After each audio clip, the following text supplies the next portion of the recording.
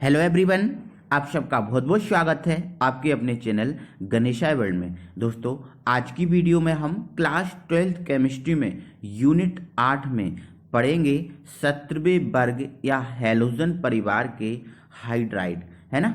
एवं इसके बाद हम इनके गुणों के बारे में भी आपको पूरा कंप्लीट कराएंगे, है ना, समझाएंगे। तो दोस्तों, आपको बहुत मस्त वीडियो होने वाली है। और दोस्तों, आपके लिए बता देता हूँ, ये बहुत इम्पोर्टेंट क्वेश्चन भी है, क्योंकि ये एग्जाम में दोस्तों बार बार क्वेश्चन आता रहता है ना। तो आइए दोस्तों, हम इनको स्टार्ट करते हैं और देखते हैं हाइड्राइड क्या चीज़ है ना। तो सबसे पहले दोस्तों, आपको मैं हाइड्राइड के बारे में यदि बताऊं कि हाइड्राइड है क्या, तो दोस्तों आपको पता है जो हाइड्रोजन का यौगिक होता है उसे हाइड्राइड बोलते हैं, है ना। यदि कोई तत्व या कोई परमाणु हाइड्रोजन के साथ सहयोग करके कोई यौगिक बनाता है तो उसे हम क्या बोलते हैं, हाइड्राइड बोलते हैं। तो वही हाइड्राइड हमें 17वें परिवार के साथ पढ़ना है ना। तो आपको दोस्तों पता है 17वें परिवार को हम क्या बोलते हैं, 17वें वर्ग के तत्व बोलते हैं, या फिर हम उसको 7th ए समूह के तत्व भी बोलते हैं, ठीक है। और या फिर इनको ये ना बोलें तो इसको हम हैलोजन परिवार भी बोलते हैं, ठीक है। तो दोस्तों, जो हैलोजन परिवार है इसमें 5 ही तत्वों को रखा गया है। इसमें फ्लोरीन, क्लोरीन, ब्रोमीन, आयोडीन और एक तत्व और है जिसका नाम क्या है, एस्टेटीन है ना। बट जो दोस्तों जो एस्टेटीन होता है वो हाइड्राइड नहीं बनाता, इसलिए हमने उसको यहाँ पर नहीं लिया है ना। तो ये 4 तत्व हैं, फ्लोरीन, क्लोरीन, ब्रोमीन, आयोडीन, ठीक है। ये जो 4 तत्व हैं ये दोस्तों हाइड्रोजन से सहयोग करते हैं, ठीक है। जो हाइड्रोजन होता है उससे सहयोग करके हाइड्राइड का निर्माण करते हैं, है ना। तो और दोस्तों ये कहे कि ये जो तत्व है ये हाइड्रोजन से सहयोग करके समान प्रकार के हाइड्राइड बनाते हैं। ऐसा नहीं होता कि ये वाला जो तत्व है अलग हाइड्राइड बनाए, ये वाला अलग बनाए, ये वाला अलग बनाए, समान प्रकार के हाइड्राइड बनाते हैं, ठीक है। तो इनको हम आपको दिखाते हैं, है ना। तो इसकी परिभाषा क्या हो जाएगी, हाइड्रोजन के सहयोग से बने यौगिक हाइड्राइड कहलाते हैं। ये तो आपको चीज़ क्लियर रखना है हमेशा के लिए, ठीक है। 17वें वर्ग के तत्व, है ना, हाइड्रोजन से सहयोग करके समान प्रकार के हाइड्राइड बनाते हैं, है ना, एक जैसे, है ना, जिनका सामान्य सूत्र क्या है, HX होता है, ठीक है। अब ये X क्या चीज़ है, तो जो दोस्तों जो X है वो है हमारे 17वें वर्ग के तत्व, है ना। यदि फ्लोरीन बना रहा है तो X की जगह हम फ्लोरीन रखेंगे, क्लोरीन बना रहा है तो X की जगह हम क्लोरीन रखेंगे, Br बना रहा है तो X की जगह हम क्या रखेंगे, ब्रोमीन रखेंगे, है ना। इस प्रकार से हम X की जगह 17वें परिवार के तत्वों को रखते हैं ना। और H हाइड्रोजन हमारा है ही, है ना। तो इनका जो सामान्य सूत्र है वो HX होता है, ठीक है। चलो अब हम आपको आगे दिखाते हैं कि ये कैसे हाइड्राइड बनाते हैं, है ना। तो दोस्तों आपको तो इतना तो पता ही है कि जो 17वें परिवार के तत्व है ना, वो -1 ऑक्सीकरण अवस्था मोस्टली प्रदर्शित करते हैं। -1 या फिर 1- कहें हम, ठीक है। 1- ऑक्सीकरण अवस्था ये मोस्टली प्रदर्शित करते हैं। और जो हाइड्रोजन है आपको उसका भी पता है, ये 1+ ऑक्सीकरण अवस्था प्रदर्शित करता है, ठीक है।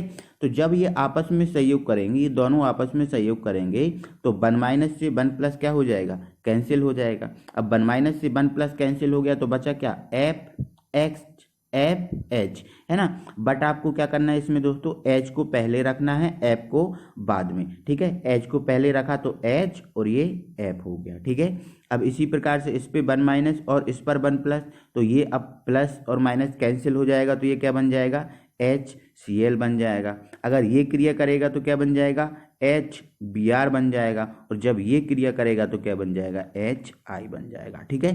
तो इस प्रकार से ये हाइड्राइड का निर्माण करते हैं, है ना।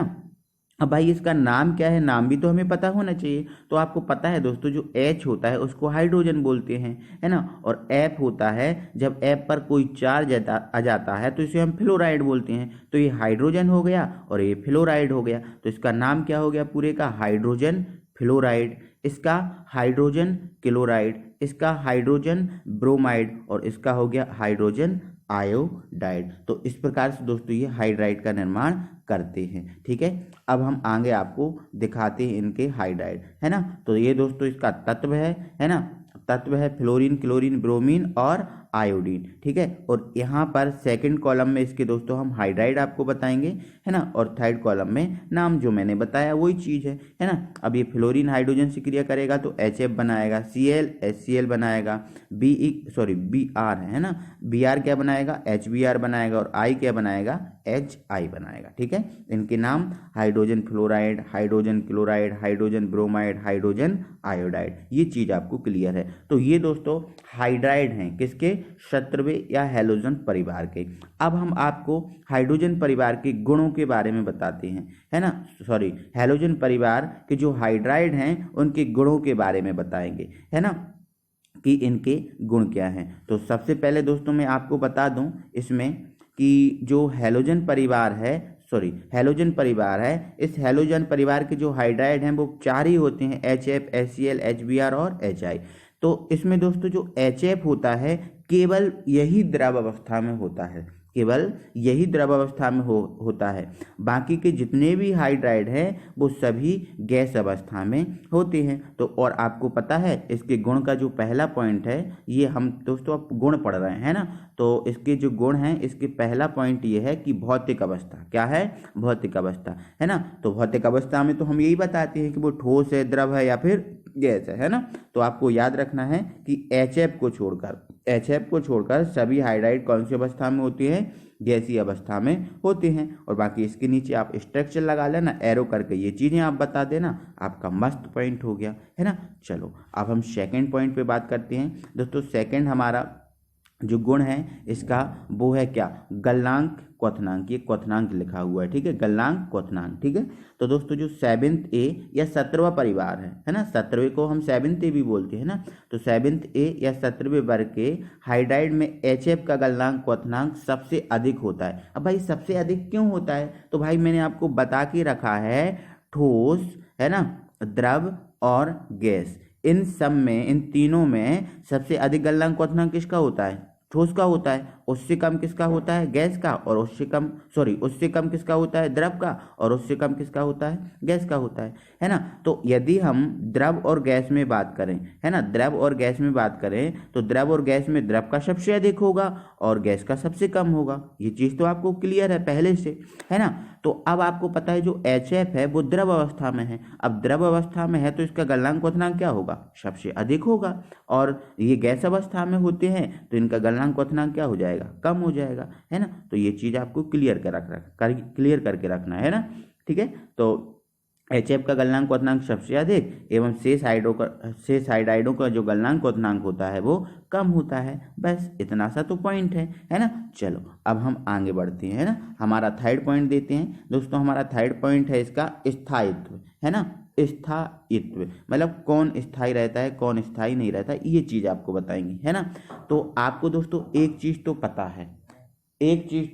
पता है, अभी हम वर्ग में यदि ऊपर से नीचे की ओर चलते हैं, है ना, तो हमें पता है ऊपर से नीचे की ओर चलते हैं तो परमाणु त्रिज्या का मान क्या होता है, बढ़ता है। अब परमाणु त्रिज्या का मान क्यों बढ़ता है, क्योंकि नाभिक का आकर्षण क्या होता है, कम होता है। जब नाभिक का आकर्षण कम होगा तो भाई इलेक्ट्रॉन को दान करने की क्षमता बढ़ेगी, इलेक्ट्रॉन को दान करने की क्षमता क्या होगी, बढ़ती है। अब इलेक्ट्रॉनों को दान करने की क्षमता बढ़ती है तो उसी प्रकार जब हम HF से HI की ओर जाएंगे तो इलेक्ट्रॉन को दान करने की क्षमता बढ़ती है। तो मतलब यहाँ पर जो HF है, इस HF में H+ की दान करने की क्षमता भी क्या होगी, बढ़ेगी, है ना। तो जब हम ऊपर से नीचे की ओर जाएंगे तो इलेक्ट्रॉन को दान करने की क्षमता बढ़ेगी तो H+ दान करने की क्षमता भी बढ़ेगी। जब H+ दान करने की क्षमता बढ़ेगी तो सबसे अधिक स्थायी ये होगा, उससे कम स्थायी ये होगा, उससे कम स्थायी ये होगा और उससे कम स्थायी ये होगा। क्योंकि जब दान करने की क्षमता बढ़ेगी तो इनका जो टूटने की क्षमता है वो भी क्या हो जाएगी, बढ़ जाएगी। तो ऊपर से नीचे की ओर ये जो स्थायित्व है वो क्या होता है, घट जाता है। इस चीज़ को आप याद रखना, ठीक है। तो 7th ये समूह के हाइड्राइड में HF से HI की ओर चलने पर स्थायित्व क्या होता है, घटता है। इसका कारण ये है कि HF से HI की ओर चलने पर जो आकर्षण है वो नाभिकीय जो आकर्षण है वो क्या होता है, घटता है, क्योंकि परमाणु त्रिज्या क्या होती है, बढ़ती है ना। तो आकर्षण घटेगा तो H+ के टूटने की क्षमता क्या हो जाएगी, बढ़ जाएगी। अब H+ को टूटने की क्षमता बढ़ जाएगी, है ना। तो यहाँ से ये ज़्यादा विखंडित होगा और ये सबसे कम विखंडित होगा। ठीक है, तो स्थायित्व का घटता क्रम है HF से HI की ओर।